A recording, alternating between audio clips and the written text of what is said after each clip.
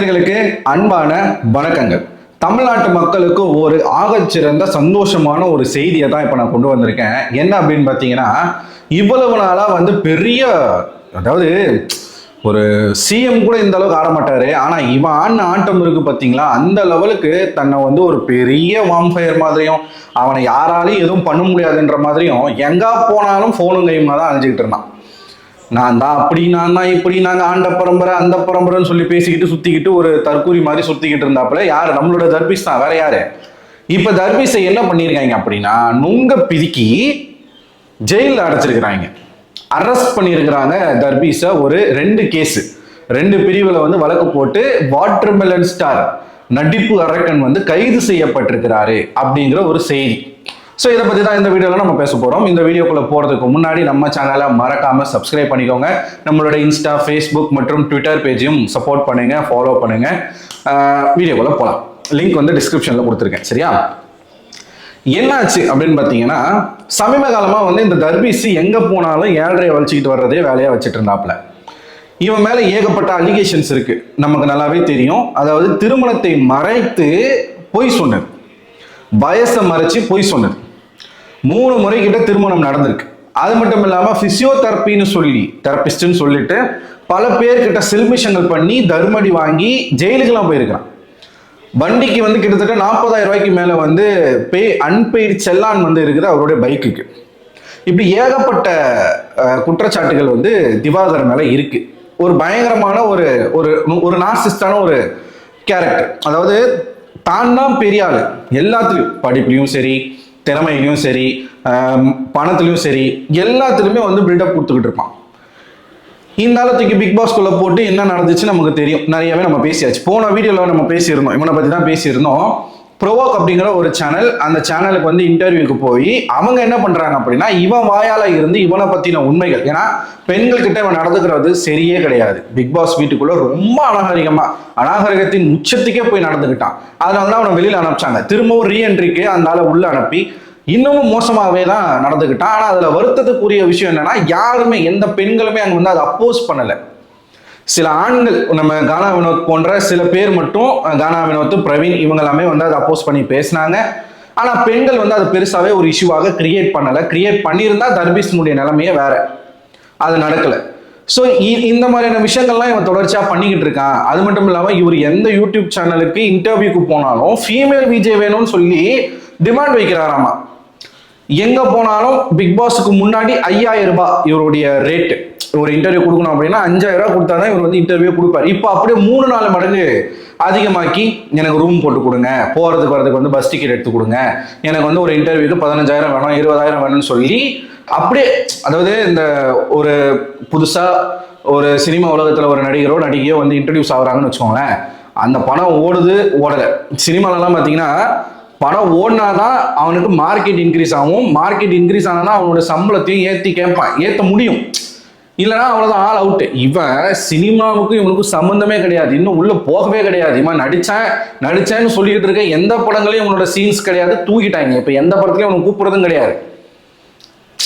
அப்படி இருந்தும் பெரிய, எனக்கு என்ன ஆச்சரியம்னா, பல கல்யாணங்களுக்கெல்லாம் இவனை சீஃப் கெஸ்டாக கூப்பிடுறாங்க, வீடியோ போட்டுக்கிட்டு இருக்கான்.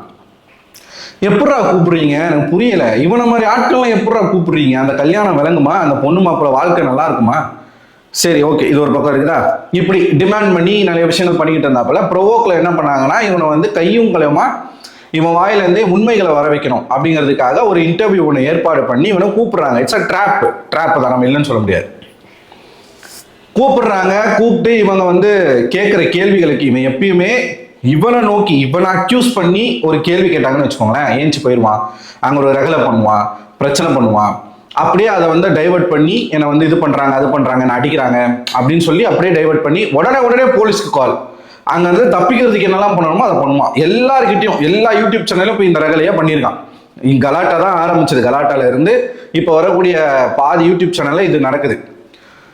அந்த ப்ரோவோக்கில் என்ன பண்ணிட்டான், அங்கே கேமராவை உடைச்சி கேமராமேனை காயப்படுத்தி நிறைய விஷயங்கள் பண்ணியிருந்தாலையா, அது ஒரு 4-5 மாதத்துக்கு முன்னாடி நடந்துச்சுன்னு நினைக்கிறேன். அதனுடைய தொடர்ச்சியா மீண்டும் அதே சேனலுக்கு இப்ப அன்னைக்கு நடந்ததுக்கு ப்ரோவோக் நிறுவனத்தின் மீது கம்ப்ளைண்ட் கொடுத்திருக்கிறார். திவாகர் போலீஸ் ஸ்டேஷன்ல கம்ப்ளைண்ட் கொடுத்திருக்கிறார். அதன் மீது நடவடிக்கை எடுக்கல அப்படின்னு வந்து திவாகர் வந்து ரீசெண்டா சொல்லிட்டு இருந்தாரு. மறுபடியும் அந்த சேனலுக்கு போயிட்டு மறுபடியும் பிரச்சனை பண்ணியிருக்காப்ல. பிரச்சனை பண்ணி மறுபடியும் வீடியோ எடுத்து நான் அடைச்சி வச்சாங்க, இது பண்ணிட்டாங்கன்னு சொல்லிட்டு ரீசெண்டா ஒரு வீடியோ வந்து போட்டிருந்தாப்ல. அதுக்கு முன்னாடி குக் வித் கோமாளியில விஜய் டிவிலேயே ஒரு பிரச்சனை. விஜய் டிவில இருந்து இந்த ஆளை வந்து என்ன பண்ணிட்டாங்க, ஒதுக்கி வச்சாங்க, பேன் பண்ணிட்டாங்க. இனிமே இந்த விஜய் டிவிக்கு எந்த ஷோக்கும் திவாகர் வந்து அலோடு இல்லை அப்படின்ற மாதிரி தள்ளி வச்சாங்க. சரியா, இது ஒரு பக்கம்.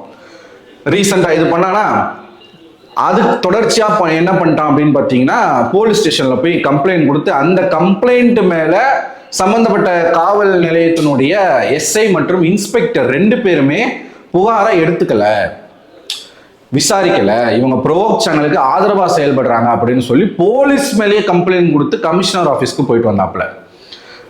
ஒரு 2 நாள் முன்னாடி வந்து முதலமைச்சர் விஜய் அவர்களுக்கு ஒரு வீடியோ, விஜய் அவர்களுடைய ஆட்சியில இந்த மாதிரி எல்லாம் நடக்குது, இவங்க மேல தகுந்த நடவடிக்கை எடுக்கணும்னு சொல்லிட்டு ஒரு வீடியோ ஒன்று போட்டிருந்தாப்புல. இவன் வந்து என்ன நினைச்சிட்டு இருக்கானா, நம்ம வந்து ஒரு நோபல் பரிசு வாங்கின ஒரு உயரிய மனிதர், இந்த உலகத்திலே வாழ்ற ஒரு உயரிய மனிதர், நம்ம என்ன சொன்னாலும் கவர்மெண்ட் கேட்டுப்பாங்க, நம்ம என்ன பண்ணாலும் நம்மளை வந்து யாராலையும் எதுவும் பண்ண முடியாது, நம்மளை பார்த்தா எல்லாரும் பயப்படுவாங்க அப்படின்னு நினைச்சிட்டு இருந்திருக்கான்.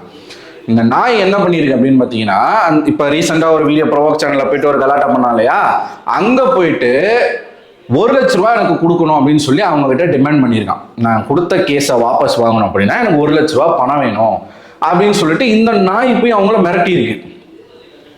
அவங்க என்ன பண்ணியிருக்கிறாங்க, திவாகர் மேல ரிட்டர்ன் கம்ப்ளைண்ட் கொடுத்துருக்காங்க. இந்த மாதிரி எங்களை வந்து 1 லட்ச ரூபாய் கேட்டு இந்த ஆள் வந்து மிரட்டுறாரு, இந்த மாதிரி அலுவலகத்துக்கு வந்து இந்த மாதிரி பிரச்சனை பண்றாரு, ரகலை பண்றாருன்னு சொல்லிட்டு ப்ரோவோக் நிறுவனத்தின் சார்பாக திவாகர் மேல கம்ப்ளைண்ட் கொடுக்கப்பட்டிருக்கு. அதன் தொடர்ச்சியா என்ன பண்ணியிருக்கிறாங்க, இந்த அழுகி போன தர்பீஸ் பழத்தை 2 கேஸை போட்டு அரெஸ்ட் பண்ணியிருக்கிறாங்க கீழ்ப்பாக்கம் காவல்துறை. உண்மையிலேயே நல்ல விஷயத்த பண்ணியிருக்கிறாங்க, உண்மையிலேயே நல்ல விஷயம்.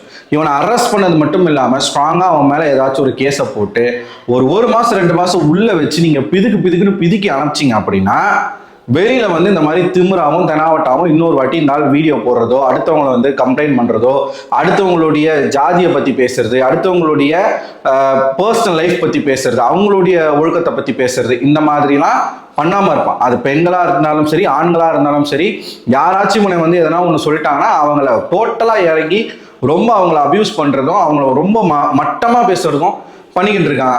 இதை இந்த ஆள் இனிமே கண்டினியூ பண்ணக்கூடாது, அடக்க ஒடக்கமா வந்து இருக்கணும் அப்படின்னா காவல்துறை இவனை உள்ள வச்சு பிதுக்கணும். அரெஸ்ட் பண்ண வரைக்கும் சந்தோஷம். சீரியஸா இவெல்லாம் என்னைக்குடா உள்ள போவான்னு நினைச்சேன், உள்ள போயிட்டாப்ல. இது ஒரு பக்கம் இருக்க, இன்னொரு பக்கம் பிக் பாஸ் நிகழ்ச்சி சீசன் 10 ஆரம்பிக்க போகுது. இந்த திருச்சி சாதனான்னு ஒரு கேரக்டர் இருக்குல்ல, அந்த கேரக்டர் வந்து ஒரு வீடியோ ஒன்று போட்டிருக்கு. என்ன போட்டிருக்கு அப்படின்னா, இந்த காமன் மேன் ஷோ வந்து இப்போ போயிட்டு இருக்கு இல்லையா, அந்த காமன் மேன் ஷோக்காக இந்த மேடம் அப்ளை பண்ணியிருக்காங்க போல இருக்கு. 2 பேர், சாதனா கூட இன்னொரு லேடி நிற்கிறாங்க, யாருன்னு தெரியல. இவங்க 2 பேருமே எங்களை பிக் பாஸ் சீசன் 10ல வந்து சப்போர்ட் பண்ணுங்க, நாங்கள் வந்து நாங்களா இருக்க போறோம். யாரு? ஆன்லைன்ல உடலை காட்டி விபச்சாரம் பண்ணக்கூடிய ஒரு இன்ஃப்ளூயன்சர் சாதனா. இவங்க வந்து பிக் பாஸ்க்கு நான் போறேன், எனக்கு ஆதரவு கொடுங்கன்னு சொல்லி ஒரு வீடியோவை போடுறாங்க. ஏற்கனவே போன சீசன்ல இந்த மாதிரியான ஆட்களை நீங்க உள்ள போட்டு அந்த ஷோ எப்படி போச்சுன்றது தெரியும். மீண்டும் விஜய் டிவி அதே தவிர செய்ய போறீங்களா? எவ்வளவு தைரியமா திருச்சி சாதனா இந்த வீடியோ போடுறாங்க அப்படின்னா, அவங்க யாருக்கிட்டையும் பேசாமையே அந்த வீடியோ போட்டிருப்பாங்க. அந்த வீடியோ உங்களை நான் போட்டு காட்டுறேன் பாருங்க. சேனல் என்னதான் நினைச்சிட்டு இருக்கீங்க? இந்த மாதிரியான ஆட்களுக்கு நீங்க வாய்ப்பு கொடுத்த திறமை உள்ள எத்தனையோ பேர் வெளியில வாய்ப்புக்காக தேடி நாய் மாதிரி சுத்திக்கிட்டு இருக்காங்க. அவங்களெல்லாம் விட்டுட்டு இந்த மாதிரி உடம்பா காட்டுறவன், இந்த மாதிரி வந்து ஆபாசமா பேசுறவன், இந்த மாதிரியான ஆட்களுக்கு நீங்க வந்து வாய்ப்பு கொடுக்குறேன்னு சொல்லி இவங்களை தூக்கி உள்ள போட்டு அந்த ஷோவை என்ன பால்படுத்துறீங்க? சேனல் விஜய் டிவி வந்து என்ன ரூட்ல டிராவல் பண்ணுதுன்னே நமக்கு தெரியல. இப்ப செகண்ட் லெவல்னு ஒரு ஷோவை கொண்டு வரீங்க, அது மகா மட்டமா இருக்கு, பாக்குறதே அவ்வளவு கன்றாவியா இருக்கு. அதுதான் ஒரு பக்கம் இருக்குன்னா, மறுபடியும் திருச்சி சாதனா இந்த வாட்டி யாரெல்லாம் போவாங்க? சாதனா போவாங்க, காத்து கருப்பு போவாப்புல, இந்த ரவுடி பேபி சூர்யா, இன்னும் பல பேர் வந்து இந்த யூடியூப்லயே வந்து விபச்சாரம் பண்ணிக்கிட்டு இருக்காங்க ஸ்ட்ரீமிங் மூலமா. அந்த ஆட்கள் எல்லாம் தூக்கி உள்ள போடுங்க, ரொம்ப நல்லா இருக்கும், ரொம்ப நல்லா இருக்கும். குடும்பங்கள் உட்காந்து நல்லா குதூகலமா பார்க்கலாம். நல்லா மிட் நைட் மசாலா மாதிரி ஒரு ரியாலிட்டி ஷோவை நீங்க வந்து கொடுக்கலாம். தயவு செய்து இந்த சாதனாவுடைய வீடியோவுக்கு பிறகு சேனலுக்கு ஒரு பெரிய ரெக்வெஸ்ட்டாக வந்து நம்ம கேட்டுக்கிறோம், இந்த மாதிரி நாட்கள் எல்லாம் உள்ள அனுப்பாதீங்க. உள்ள அனுப்பிச்சு மக்களை ஸ்பாயில் பண்ணாதீங்க. ஏற்கனவே மக்கள் ரொம்ப ஸ்பாயில் ஆகி தான் கிடக்குறாங்க. ஒரு என்டர்டைன்மெண்ட்டுக்காக யூடியூப்குள்ளே வந்த காலம் போய் இன்னைக்கு வந்து யூடியூப்குள்ளே போனாலே டாக்ஸிக்காக இருக்குது, ஆபாசமாக இருக்குது. இதனுடைய பொறுப்பை வந்து உணர்ந்து சேனல் வந்து தயவுசெய்து இந்த மாதிரி ஆட்களை வந்து புறந்தழணும். இவங்களுக்கு வந்து நீங்கள் மீண்டும் மீண்டும் அடையாளத்தை கொடுத்து வெளிச்சத்தை கொடுத்து இவங்க வளர்த்து விட்டு அவங்க பண்ணுற தவறை வந்து நீங்களே சப்போர்ட் பண்ணி அவங்கள தூக்கி விடாதீங்க.